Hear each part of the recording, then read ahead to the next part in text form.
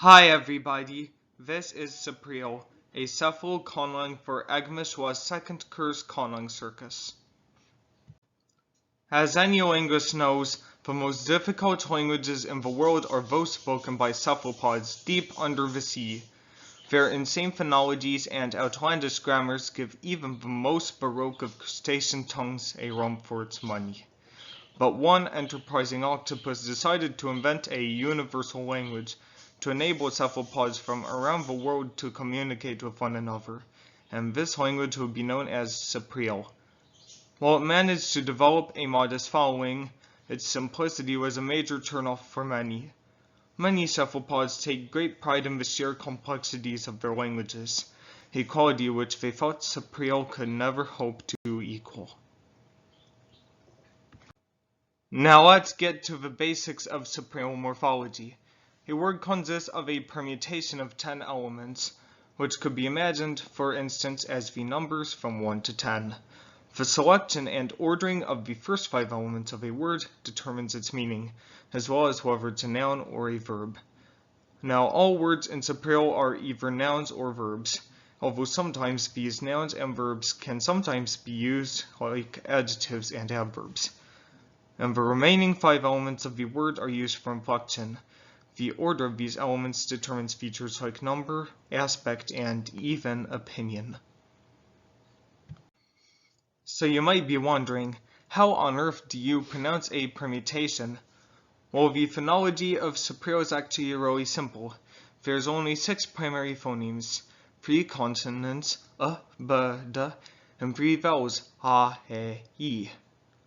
A word is composed of 6 syllables, each composed of a consonant and a vowel. And while this might sound a bit long, it's not as bad as it sounds because Sapreel is spoken at a rate of 16 to 20 syllables a second. Stress, however, is somewhat unpredictable. There are 3 mutations which can be applied to a word to change it. A word can take 1, 2, or none of these mutations, but it cannot take all of them. Now, the 3 mutations are implosion, explosion, and reduplication. Implosion causes consonants on stressed syllables to become implosives. The glottal stop, however, becomes a velar implosive, and imploded words will often be stressed on syllables with the g in them. Explosion attaches a p to the end of a word, and e becomes u before that p. And reduplication is exactly how it sounds. You reduplicate a part at the end of a word, but the exact part depends somewhat on where the word is stressed.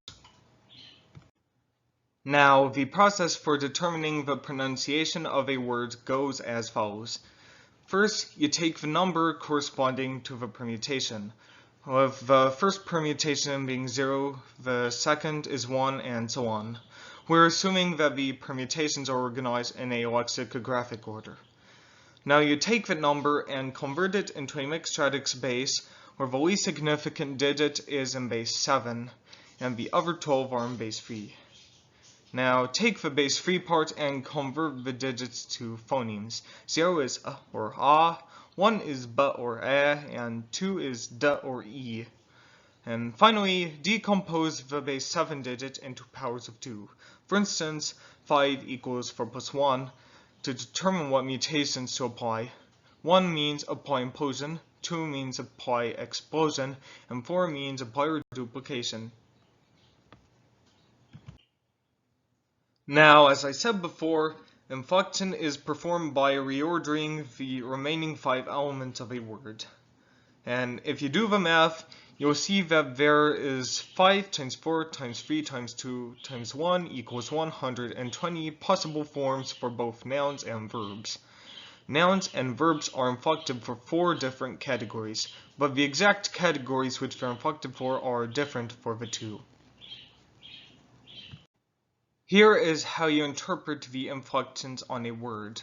Let's say that the last 5 elements of a verb are 4, 8, 5, 3, 2. The first inflectional element indicates one of 5 aspects: habitual, retrospective, perfective, imperfective, or prospective. The aspect this element indicates is determined by how many smaller elements there are following it. In this case, there are two smaller elements following 4, those being 3 and 2. This indicates that our verb is inflected for the perfective aspect. Now, the second element indicates one of 4 moods: potential, necessitative, indicative, or inferential.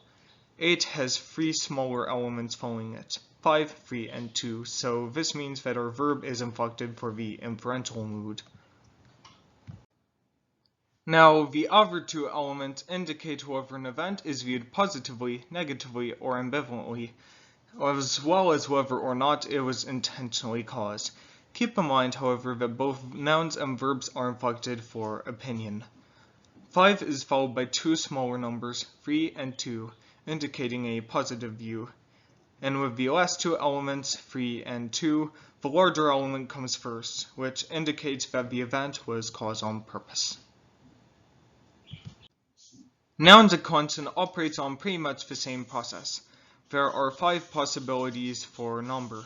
Note the associative, which indicates a set of related things, like a pair of eyes or a set of tentacles, and the collective, which indicates that we're not referring to a specific instance of something, but rather to instances of that thing in general. There are also 4 deixis, or distances. While the first 3 are found in many languages, the ret collective is unique to Sapreel. It's used when you're discussing things which were in the past, or which you're recalling from memory, or if you're telling a story as well. Nouns are also inflected for opinion, just like verbs, as well as definiteness. And there are 2 more operations which can be performed on both nouns and verbs: inversion and retrograde. When a word's permutation is inverted, for instance, 1 becomes 10, 2 becomes 9, and so on, this negates the word.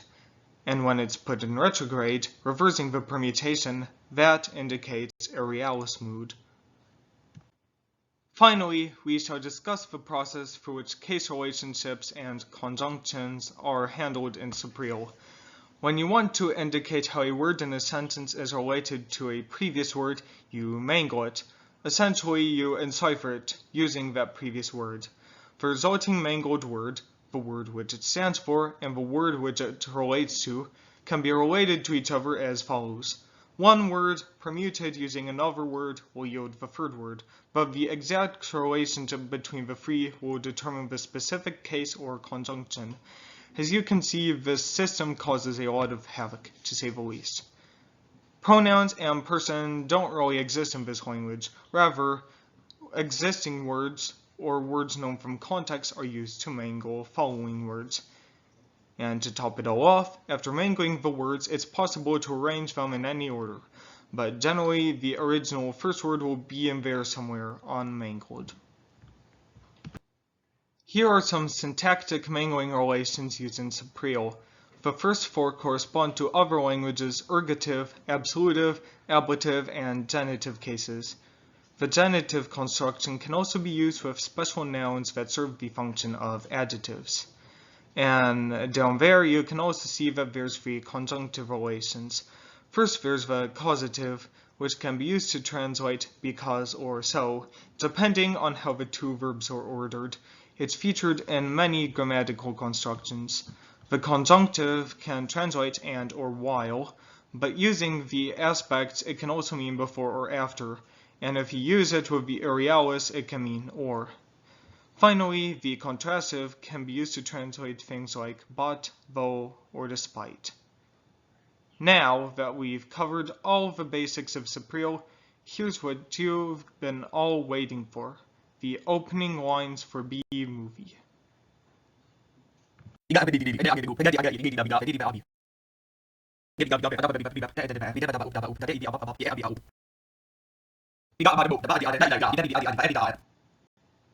Yeah, those squids ain't right. Well, it looks like that's about it for today. Hope you guys enjoyed this video. Bye, everybody.